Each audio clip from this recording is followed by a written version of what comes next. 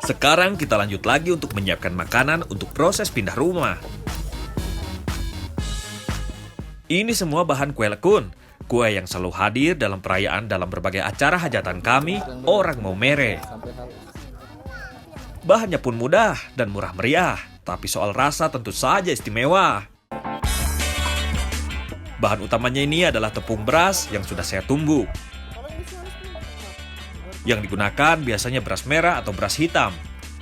Bukan beras biasa yang berwarna putih, agar kue lekun memiliki warna khas tanpa harus ditambah pewarna lainnya. Ternyata susah juga mendapatkan tepung secara manual seperti ini. Tapi kata para mama, rasa kue lekun akan semakin enak jika tepung dibuat sendiri, bukan yang buatan pabrik. Pantas saja enak, ternyata perjuangannya sulit juga. Selama ini saya cuma tahu makan, sekarang baru tahu rasa.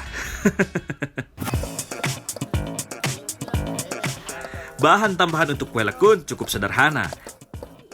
Hanya kelapa parut yang dijadikan penambah rasa gurih sekaligus agar tekstur kue lebih padat.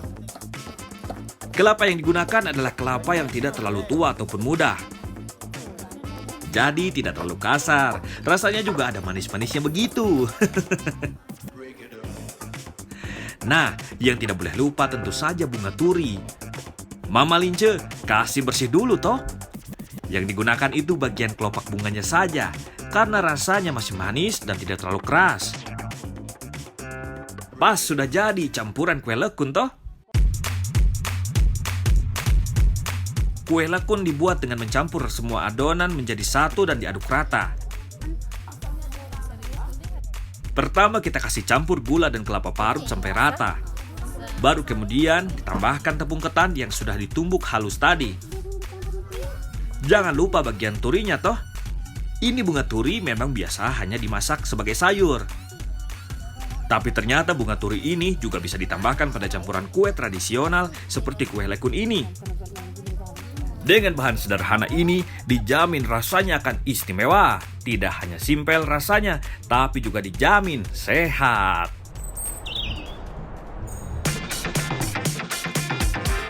Kue yang juga harus ada saat perayaan surat acara adalah kue bolo plagar. Kue ini wajib ada terutama saat pernikahan.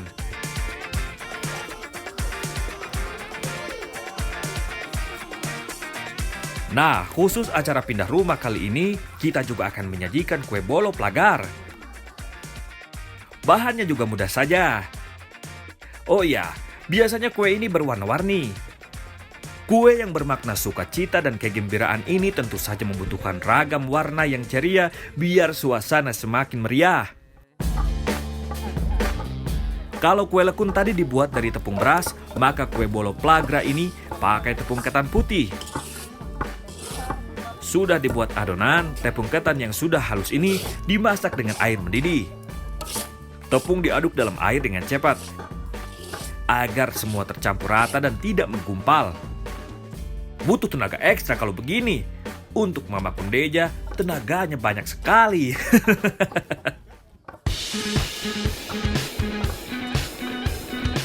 Adonan tepung yang sudah dimasak segera diadon untuk diaduk kembali dengan minyak biar tidak lengket sekaligus membuatnya menjadi lebih kalis.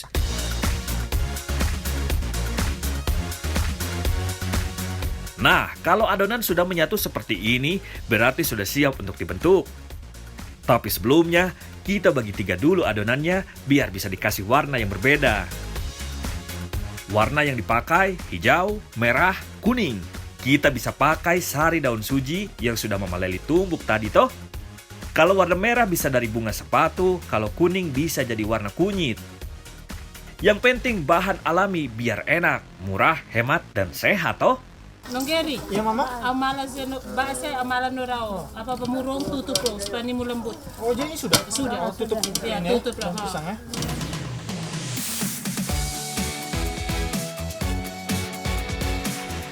Nah, sekarang waktunya membentuk adonan. Caranya kita perhatikan Oma Ella. Adonan digiling dengan kayu bulat menjadi pipih dengan ketebalan tertentu seperti ini. Nonggeri, Iya mama. ala kang apa ba guling-guling. Oh geling. Pakai ini bambu lagi. Iya. Makanya kita butuh meja kayu yang rata biar adonannya juga rata. Nah, kalau sudah digaris seperti ini, tinggal kita potong dengan pisau khusus yang disebut radar. Nah, ini dia bagian paling penting dari proses pembuatan bolo plagar, yaitu proses pembentukan. Pembentukan bolo plagar ini merupakan proses penganyaman dari potongan-potongan adonan warna-warna ini. Bentuknya biasa mewakili dari jenis perayaan. Misal bentuk anyaman yang menggambarkan eratnya kekerabatan. Semua disesuaikan dengan jenis acara dan maksudnya. Nah, kalau sudah dibentuk tinggal digoreng. Menggorengnya harus dengan minyak panas yang banyak dan harus satu persatu agar tidak lengket satu sama lain. Caranya seperti ini. Harus hati-hati. Membalikannya juga jangan sembarangan, pakai sutil seperti sumpit ini. Ngeri-ngeri sedap juga membuat kue bolo plagar ini. Soalnya dari proses awal, prosesnya membutuhkan waktu yang lama.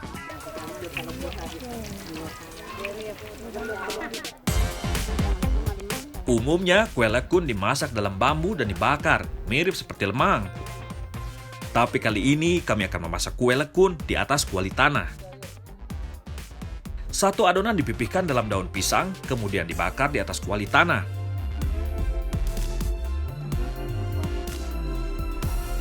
Api pembakaran harus dijaga, tidak terlalu besar atau kecil, biar kue lekun bisa matang rata. Proses pematangan seperti ini cepat karena adonan dibuat tipis, sehingga mudah masak. Kalau begini, dijamin acara angkat rumah jadi semakin seru, karena kami punya banyak makanan yang akan disajikan.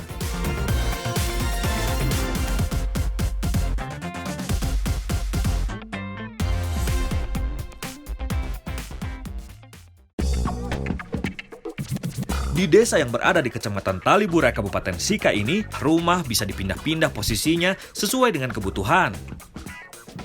Jika pemilik rumah ingin memindahkan posisi rumahnya, maka rumah bisa dipindahkan tanpa perlu dibongkar. Rumah dipindah karena alasan keamanan, seperti menghindari abrasi laut yang mencapai pinggir pantai. Terkadang rumah dipindah karena pemilik memiliki lahan atau tanah baru.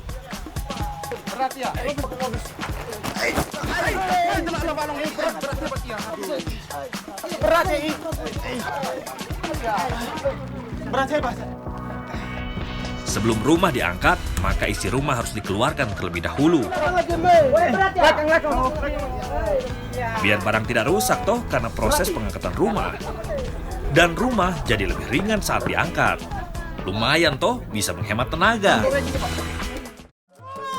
Proses angkat rumah akan dipimpin seorang ketua yang menjadi pemberi aba-aba alias pemimpin acara. Kami semua mencari posisi untuk memanggul rumah. Semua sisi rumah dan bagian dalam semua dipanggul bersama-sama. Seperti kata pepatah, berat sama dipikul, ringan sama dijinjing. Dengan dikerjakan secara bersama-sama, tentu saja pekerjaan akan semakin mudah. Meski jaraknya hanya 200 meter, tapi dengan beban rumah yang berat, tentu saja ini menjadi tidak mudah. Untunglah aku bersama para bapak dan pemuda yang gagah perkasa, jadi semua bisa diusahakan. Kebersamaan dan gotong royong menjadi hal terpenting yang bisa kita pelajari dari kebiasaan warga desa darat pantai ini. Semua membantu secara ikhlas tanpa dibayar. Cara dan budaya yang harus dipertahankan kelestariannya.